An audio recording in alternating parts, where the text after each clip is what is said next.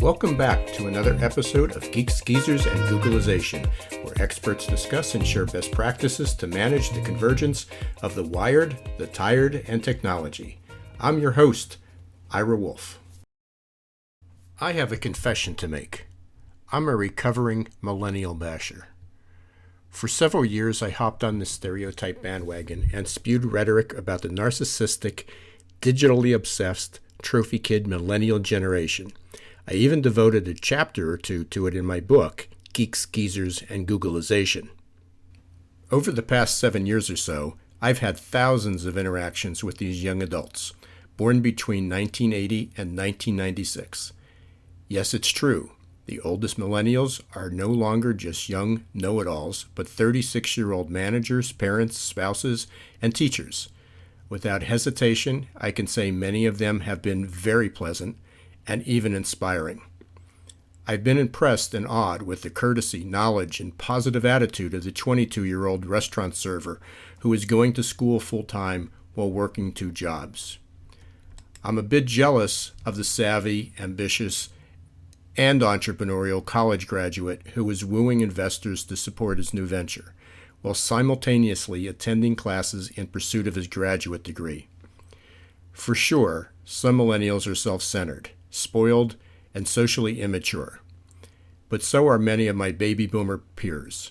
Just like each generation has its fair share of introverts and extroverts, slackers and winners, there's no place better to discuss entitlement than a group of aging baby boomers commiserating over young people's horrible work ethic and how great people used to be.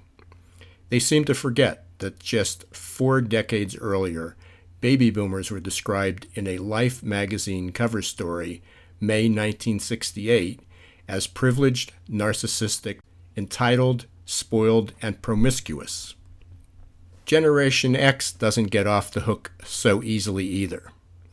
Equally frustrated and often resentful of the generation breathing down their necks, Gen X also grabbed headlines in their teens and young adult years. In December 1985, Newsweek hit the stands decrying the video generation. It read, "There they are, those preening narcissists who have to document every banal moment with their cutting-edge communications technology. Yes, that's right. 3 decades ago, Gen Xers, often the most vocal bashers of millennials, were the brunt of everything wrong with America. And now they are repulsed by the digital fixation of today's young adults.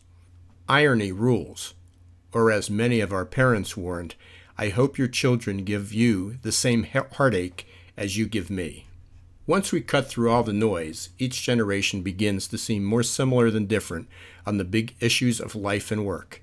For example, 25% of millennials value making a positive impact on my organization during their career. Not so different from the Gen X and baby boomers. Similar numbers were shared for solving social and environmental changes and working with a diverse group of people. Younger generations seem to catch the blame for the environment in which they grew up. But teens didn't create the smartphone, tablet, and all of the other devices that seem to be distracting them, just as baby boomers didn't create the television and Gen X didn't create computers and video games. The kids didn't purchase these devices either. Their parents did. So next time you consider bashing a millennial, remember that they didn't cause, but were born into this world of economic, demographic, and societal disruptions. They are simply adapting to the only environment they know.